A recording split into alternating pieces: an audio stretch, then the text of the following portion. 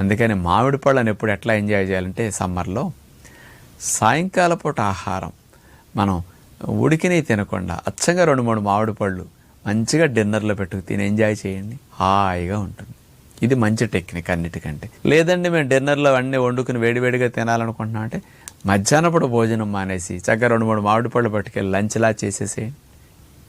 ఇది మంచి టెక్నిక్. లేదా బ్రేక్ఫాస్ట్ అన్న ఇడ్లీ దోశలు వేసుకోకుండా హాయిగా ఇలాంటి మామిడి పళ్ళు ఒక పూట ఒక ఆహారంగా మ్యాంగోస్ మీరు తినండి, బరువు పెరగదు, బొజ్జలో పెరగకుండా ఉంటాయి అన్నమాట. క్యాలరీస్ బ్యాలెన్స్ చేయడం కోసం ఇట్లా టెక్నిక్స్ ఉపయోగించగలిగితే చాలా మంచిది. చాలామంది మామిడి పళ్ళ రసాలు తీసేటప్పుడు అందులో పాలు పోసి పంచదారతో పాటు ఇతర ఫ్లేవర్లు వేసి చేస్తూ ఉంటారు. అలాంటి ఎప్పుడూ ఇమ్యూనిటీని బాగా డౌన్ చేసి రకరకాల సమస్యలు సృష్టిస్తూ ఉంటాయి. అందుకని ఇలాంటి తప్పులు చేయకుండా మామిడి పళ్ళను వాడుకోండి. వేడి చేస్తుందనే మాట మీ నోట రాకుండా ఉండాలంటే వేసవకాలం 4-5 లీటర్ల